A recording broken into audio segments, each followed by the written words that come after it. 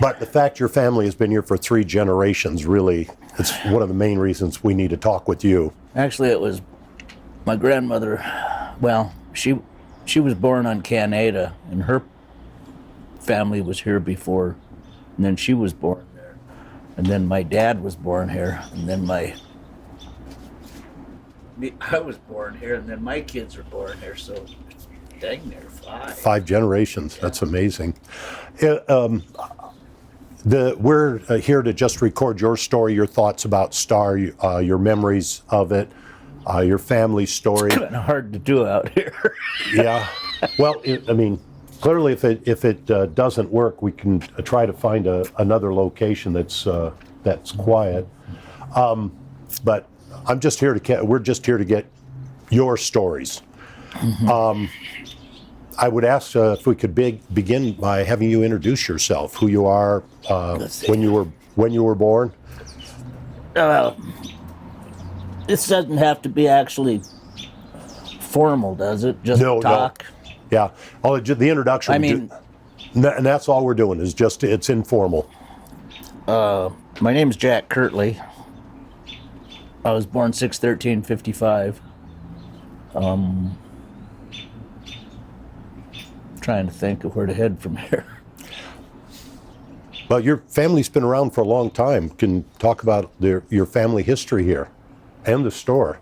Oh, I wouldn't even really know where to start. The store was started, my grandfather started it in 1908.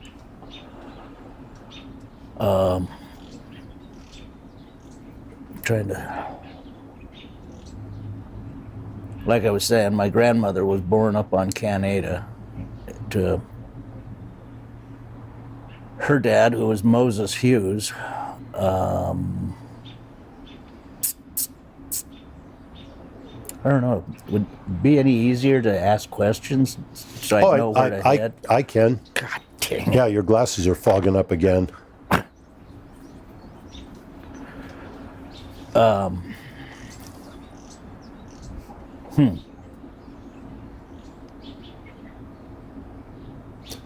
I don't.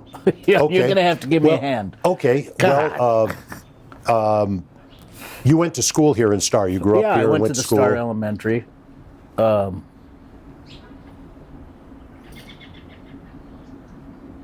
But what kind of memories do you have of school? I mean, like what kind of things did you do? Oh, that's if you want to wipe your glasses off you. My thumb. Oh, your thumb. Well, let me steal that thing. Yeah. There we go. So growing up, what kind of things did you do?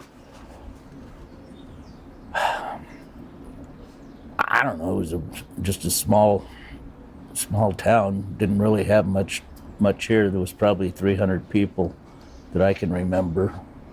It was never really, it was incorporated years ago, but when I was here as a child, it was unincorporated. We were, in some ways, considered the armpit of Ada County. Everybody would say you'd get out of prison and you'd end up going to Star and renting a house from my family. It was basically just a farming community. My grandfather, like I was saying, started the store in 1908. Over the years, we've just acquired different businesses and that. And I think all in all, the community probably wouldn't even be here if we hadn't had the store and that, because that was pretty much the only thing that was here.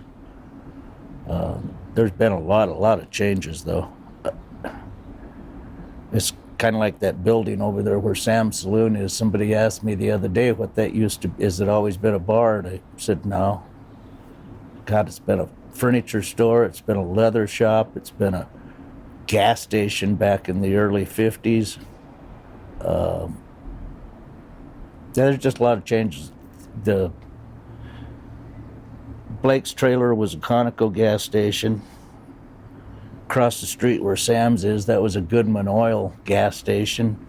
The cafe was a Texaco station. There was another gas station down on the south side of Star Road in 44.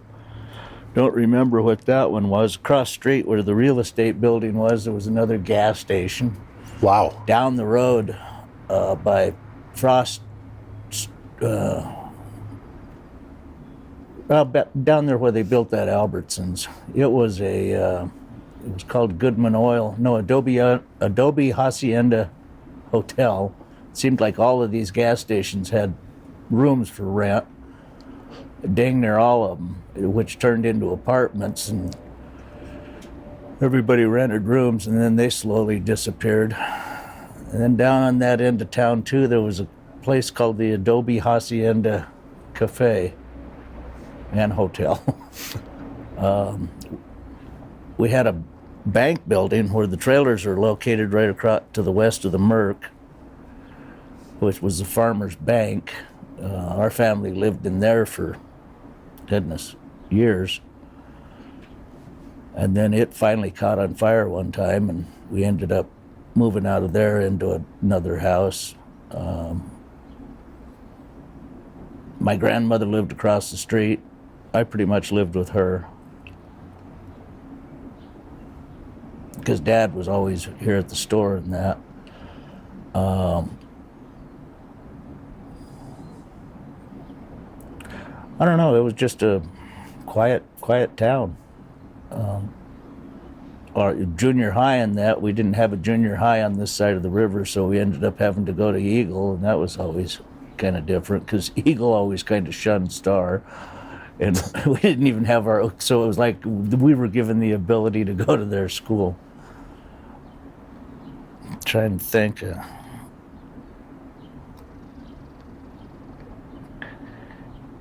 It was a different sort of place. Like I was saying, everybody was farmers pretty much.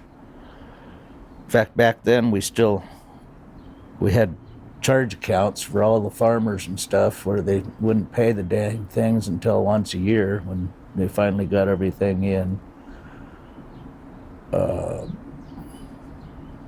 Back to this day, we still have some of those old accounts still on the books. That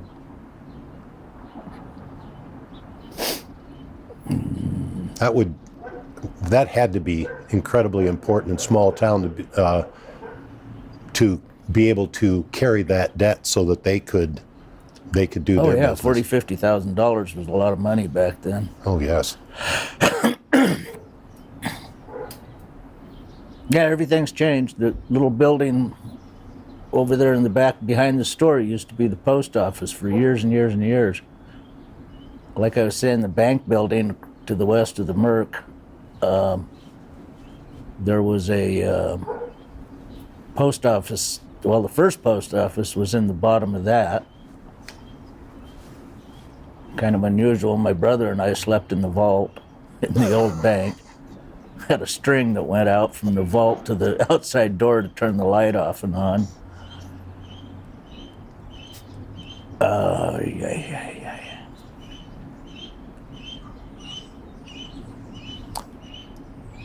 I've heard that kids, and I don't know how far back this goes, or if you had been involved in it, there were kids would get together and they would go roller skating. That was Oh yeah, down where on the corner next door to the real estate building on the corner of Star Road and 44, there used to be the roller rink, which later turned into an auction house.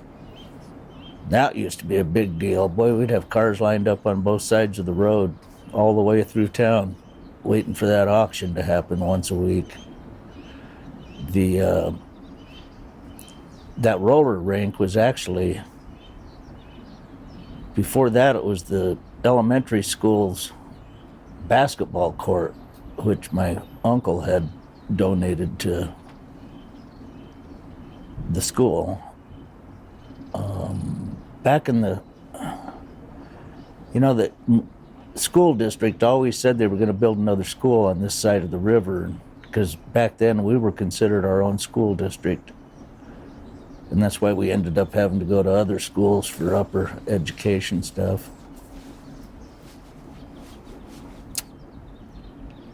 I don't know, we used to be pretty much to ourselves. At night we'd always play ditch 'em, was what we called it. All it was tag on bicycles with limits on where you could go in town.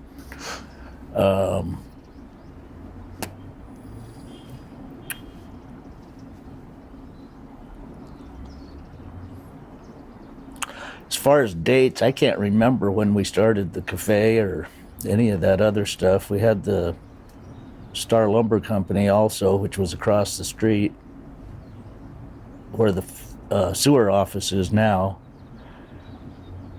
It used to be called Boise Valley Lumber Company before that. And then when I got old enough to get into the picture and stuff, I pretty much oversaw the lumberyard and all that. And so we had the store over here and the lumberyard over there, and then we ended up combining the two back in the late 70s probably. It was too much of a pain in the rear when my brother here left to go somewhere, or I left over there to go somewhere, it was too hard to cover both places, so we added the back of the store, the area where the lumberyard is now, to it.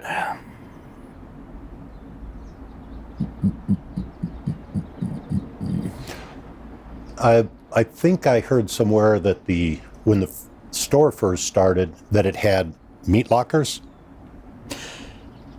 Yeah, we had cold storage lockers in the back that Grandpa had started years and years ago. In fact, it's kind of funny, the walls in that part of that old cold storage locker still have redwood sawdust in them to keep insulation. Wow. I think we had about 300 lockers in that. I think the funniest story about the lockers was my grandfather used to hide our cash at night inside the cold storage locker. And as he got older, he kind of forgot which locker he put it in one night. That was when he kind of started to retire. My uncle and my dad just said, okay, he's got to go.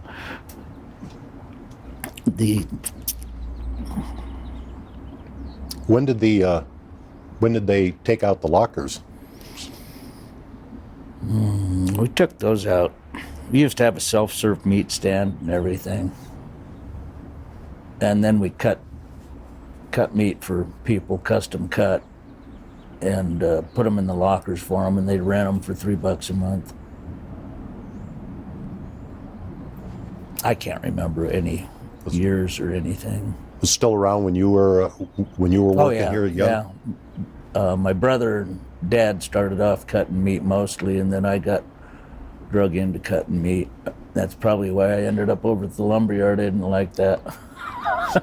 Okay, get him out of here.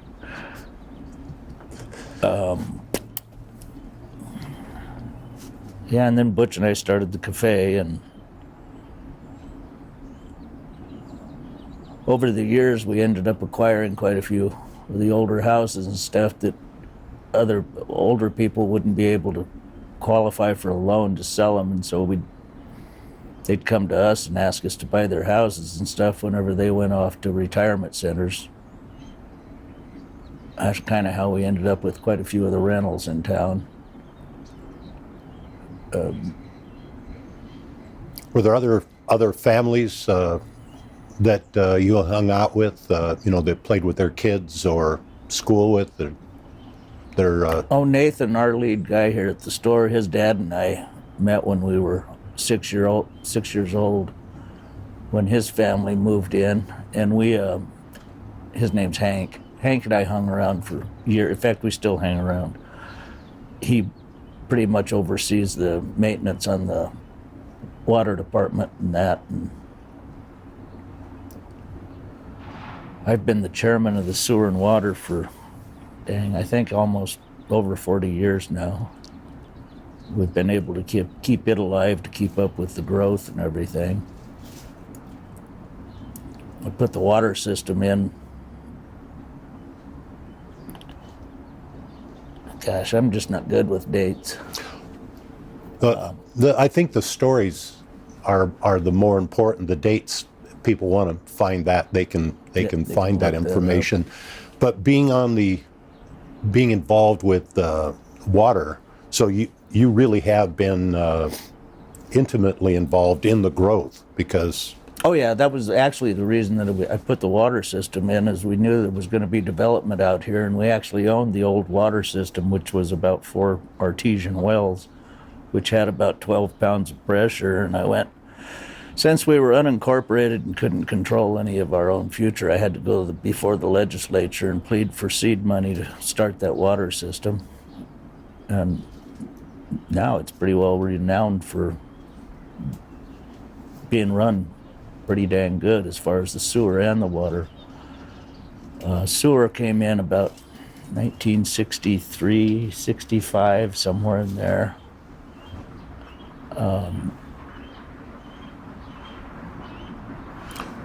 You mentioned the artesian wells. Are you still drawing artesian water? No, we shut all those down. Yeah, there was another funny story about that. One guy moved into town. I think it was the first new house they built. He wanted to build a 2-story house, and we said, there's not enough water pressure to get water upstairs. He goes, oh, no, you have to supply water. So, okay, do it at your own course. And anyway, he didn't have water upstairs with 12 pounds of pressure. That was pretty good. Should have paid attention. Did he ever solve the problem? No. No, just put all the bathrooms downstairs. I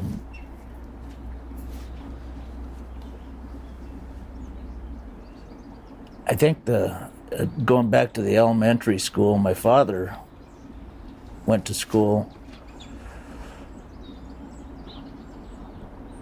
I can't remember what the heck that was.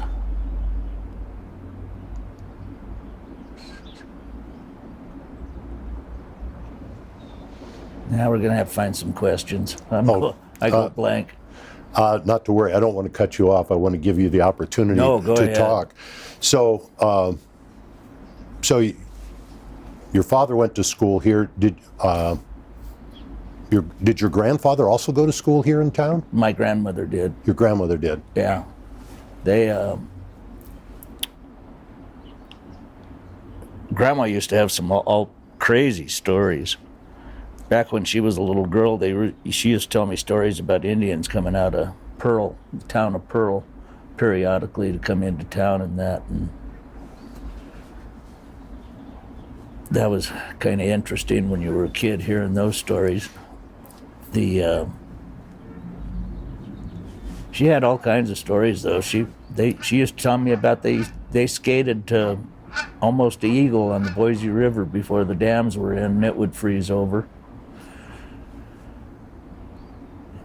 She'd tell me stories. One story in particular was she and her girlfriend went to a dance in Eagle, and they took their surrey and a horse of their dad's and hooked him up and rode to the dance. Came home that night, and the sheriff from Eagle showed up. Somebody had stolen his carriage. Inadvertently, they grabbed his carriage instead of theirs and drove it home. He'd heard about it. That was kind of mostly the stories I heard was from her and my grandfather. Dad was always busy here at the store and that, and so I was always youngest and pawned off to everybody. It was a closed-knit town, though. We used to have a place across the street behind where the cafe is now. It was called the Rebecca's,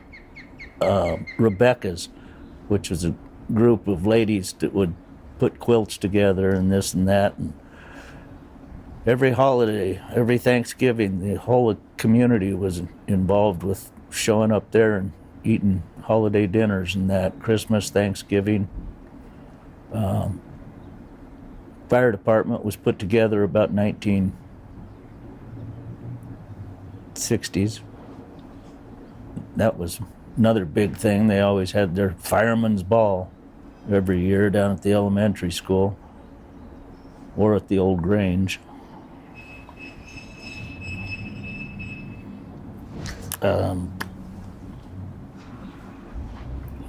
With Star being, I mean, Idaho is a relatively rural state, or has been until about, I don't know, 30 years ago. But Star was even more rural than the rest of the valley here. I'm trying to think how to phrase this. You mentioned Eagle, feeling different going to Eagle. What was it like having, Boise, the state capital, a half hour away? I mean, it's... Back then it was like an hour away. And there wasn't a whole hell of a lot in between here and there. So you've seen I don't know, it really wasn't all that. I'm trying to remember when the state highway came in. My father used to tell me stories about when they first built it and this and that and paved coming through town. In fact, I don't even think they took the tracks out from that old interurban railroad. They're still under the asphalt somewhere. That's another thing Grandma used to talk about, is taking the interurban railroad and making the loop between Boise, Eagle, Star, Middleton, Caldwell, Nampa, Meridian, and then round to Boise, and used to take an all-day loop to get, if you went to Boise. We didn't go to Boise that much. We ended up going the other direction mostly. It's closer. I think that's how Star got its name, is it was just out in the center everywhere. Of course, the Oregon Trail passed nearby on the... Oh, I heard all kinds of stories from my grandmother again. She used to tell me about these guys that they used to sell stuff to that would travel up and down the Oregon Trail trying to sell wares to all of the... I can't think of this one guy's name that she was always talking about being a crook. But the Oregon Trail, I mean, it's still got markers and everything over there on Highway 16, along back in the back of the foothills.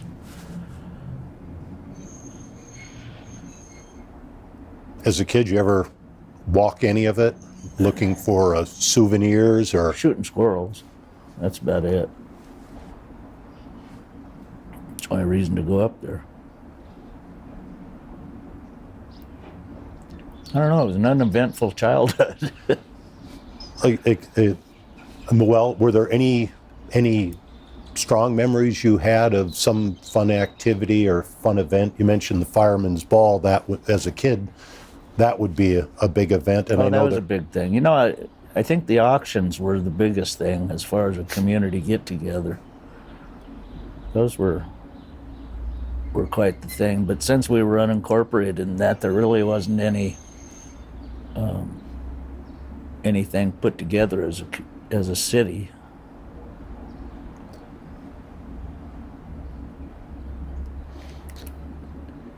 Well, the fields around here, I understand. Let's see, that some of the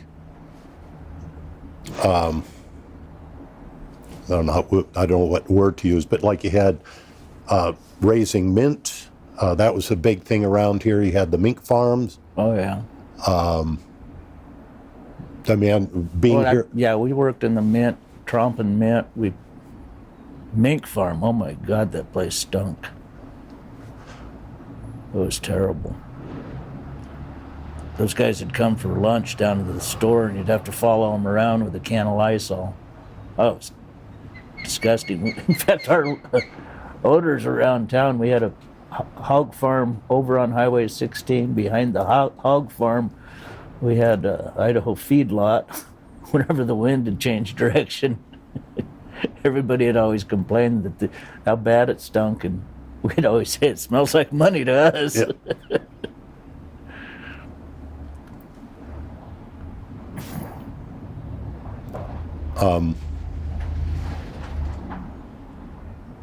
My grandfather Actually, the whole family and that, they didn't talk much. Mostly it was just,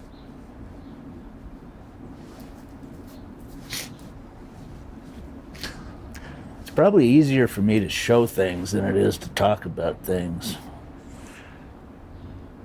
You get me going on pictures and stuff, and it pops in and just takes off from there. Yeah. There used to be 5 hotels here. What kind of people stayed in the hotels? I mean, You know, I think those were pretty much either empty or knocked down, but at the time I remember everything. I see there were gas stations, hotels. did you have a lot of temporary laborers come through for work in the farms or the hog farm or the egg farm? Oh, God, the egg farm.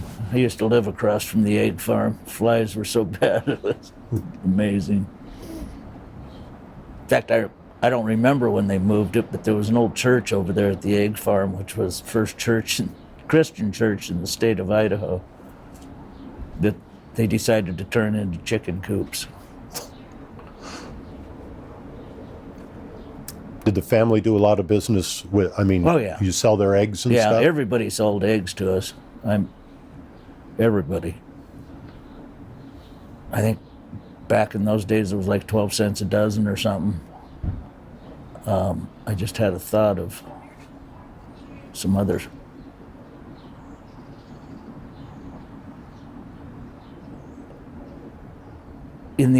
I remember finding writings in some of the old silos and stuff on the sides of them that go clear back into the 30s of what was in them every single year. How many bushels of corn, how many. And those are those big concrete silos, and all those have been either tore down or painted over.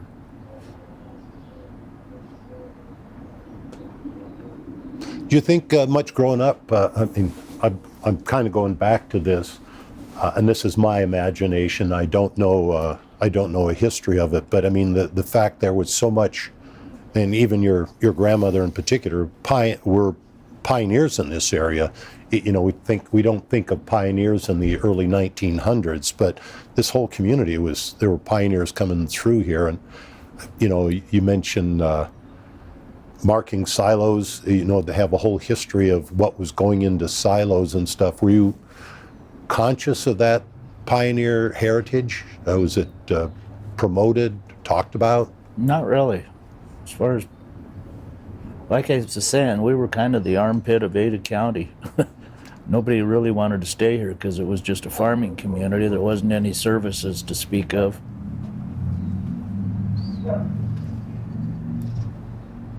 God, I was trying to think of that back. The elementary school, that was a World War II project. I think the Big New Deal was what they called it back then when they went around and built all the, after the 30s. Mm-hmm.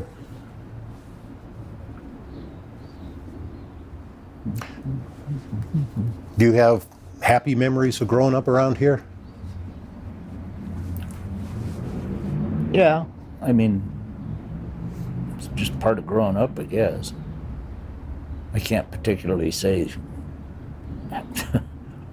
One thing I did find out was I was talking earlier about that bank building.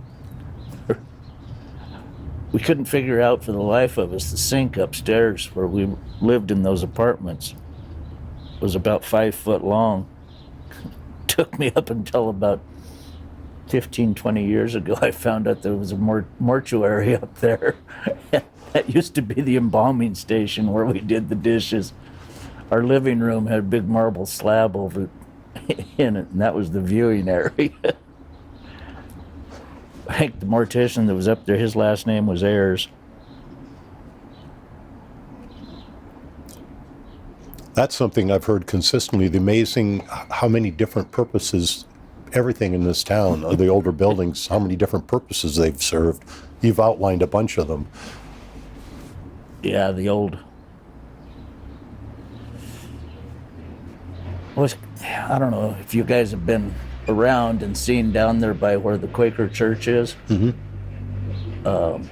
That used to be called the Interdenominational Holiness Association, where all the churches used to meet. And I can remember going down there as a kid and running around from tent to tent. And, For the revivals? yeah, for the revivals. You'd had each little faction of religion, like Holy Rollers here, Catholics here, Mormons here, in each tent, and they'd be up front talking and screaming and yelling, trying to get people to join their religion. Did that, was that just part-time, certain That was times? once a year, yeah. Once a year? Yeah. We didn't have any fairgrounds. We didn't have any of that stuff.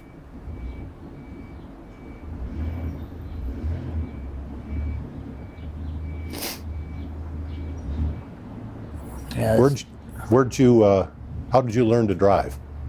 how did I learn how to drive? Tractor.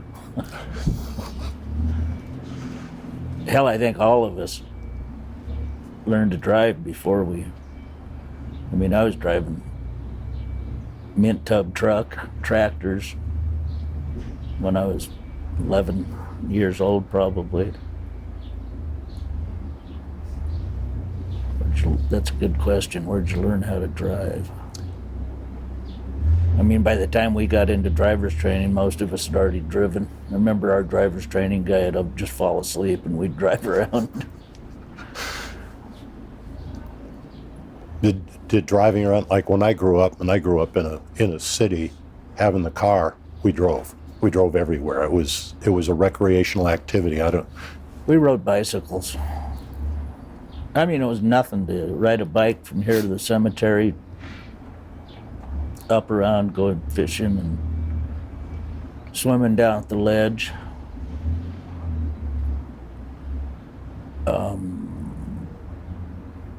That was probably one of the big things, was swimming in the river. We used to call it the ledge, which is where the old bridge used to go across, and it had an abutment on it that we'd dive off of that. Hell, my dad used to tell me stories about when that bridge caved in. One of the old farmers ran too many cows across it. He even used to swim down there. And they're still swimming down there.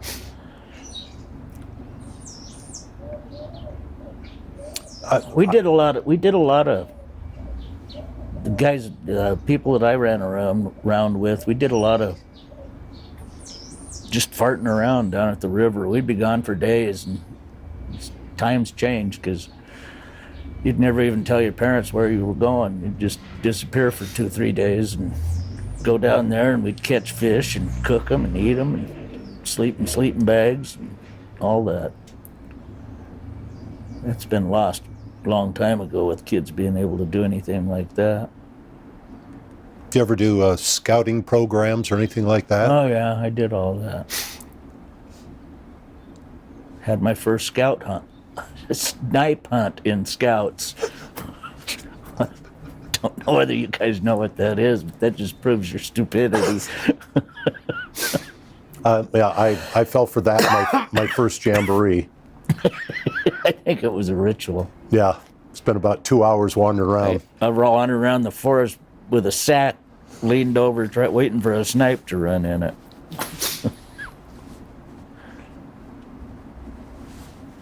Our Boy Scout camp was up in McCall. All the other outings, we had church camp, we had scout camp, we had...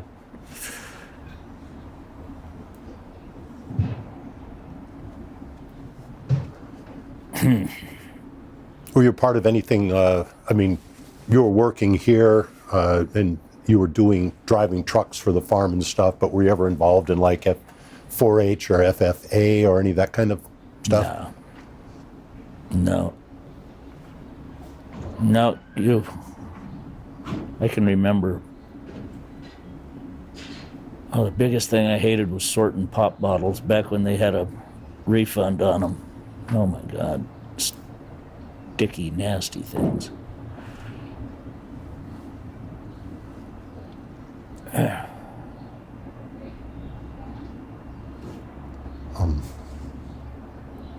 just had a question pop in my head. Now it's gone. Later on, I ended up,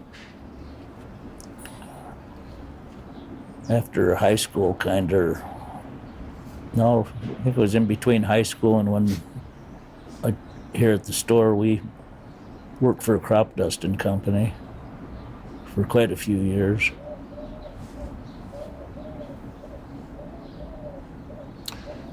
You mentioned Butch. Do you have other siblings? I got my sister Jill. They live in Arizona now. And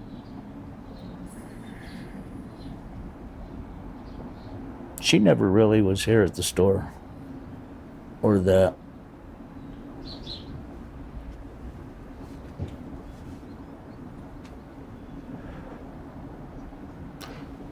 I'm running out of stuff. Yeah. Well, I want to clarify something. So you had the store, you had the lumber yard across the street, which is behind the store now. You had the cafe. Did you have any other businesses that you operated? I mean, you mentioned rental properties and that kind of stuff, but other regular businesses? Yeah, there was a whole bunch of little ones. Dad had always come up with some sort of scheme.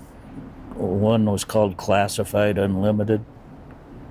There was quite a few of them.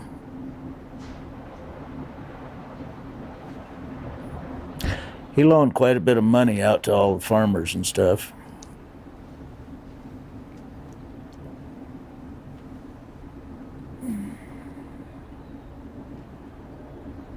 God, when you look back, I didn't have a very eventful life, did I? Well, no, except for I think you have.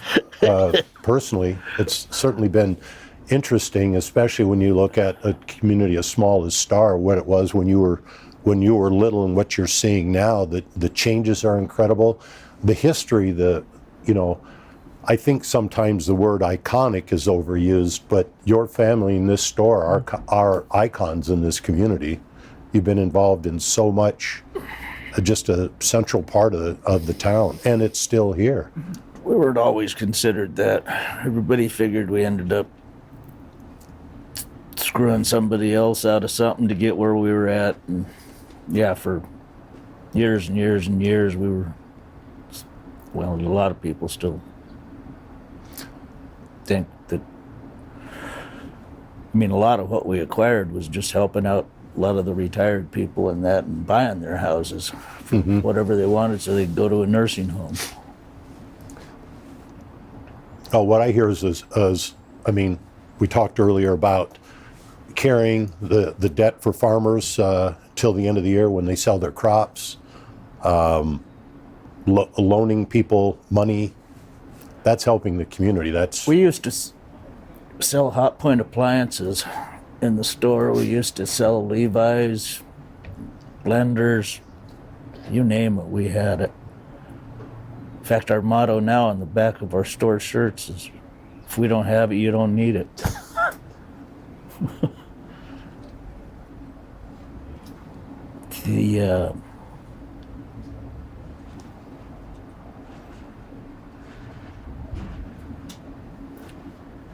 The growth of the community now, though, is, I mean, that was why I put the water system in, was basically we wanted to start developing. We had a lot of dirt, as you could probably imagine. We couldn't build any houses or anything out here until we did have a water system. And then after we got that in, oh my God, it just went nuts.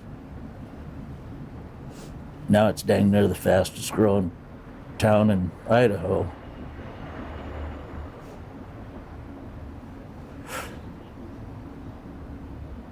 And anything with all the changes, anything you miss? Quiet. I was talking to the fire chief the other day, and I said, "Are you guys getting more runs?"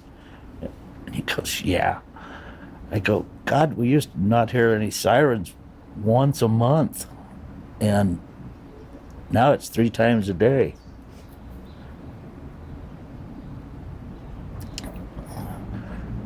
That's another interesting thing is the fire department where it was all volunteer and everything. We had an old World War II air raid siren on top of the building on top of a pole.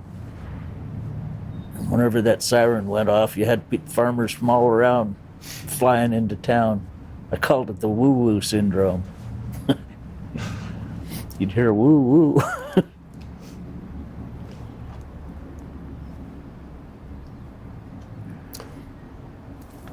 I lived up in McCall when I moved to Idaho over 40 years ago, and we moved to McCall, sight unseen, to go to work for the phone company up there. And one of the things, you mentioned the fire department, we had similar stories up there. But, you know, back then, it was a great place to raise my kids. I mean, we knew their friends' parents, their friends' grandparents, siblings, and, you know, there was a lot they could get away with because they were quiet about it, but there were a lot they couldn't get away with. Oh, there. So, and, you know, I think I listened to you talk.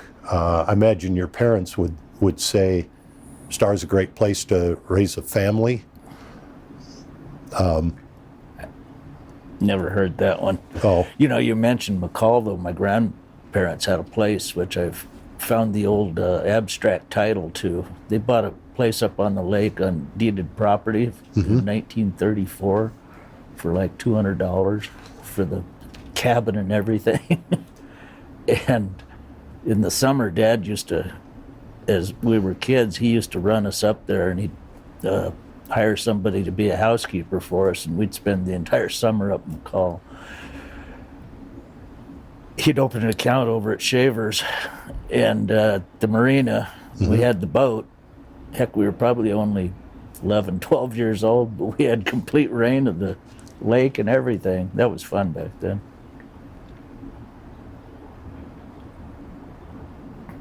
And yeah, I got some stories about McCall, but that's McCall.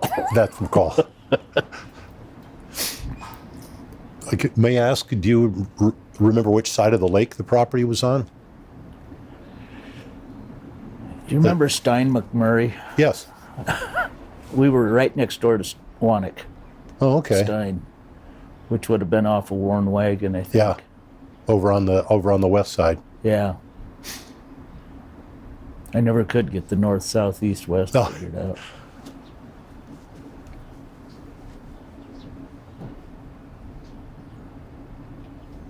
Yeah, that was most of the time we spent at McCall. Every summer, so there's really not many stories about summertime here. Mm-hmm.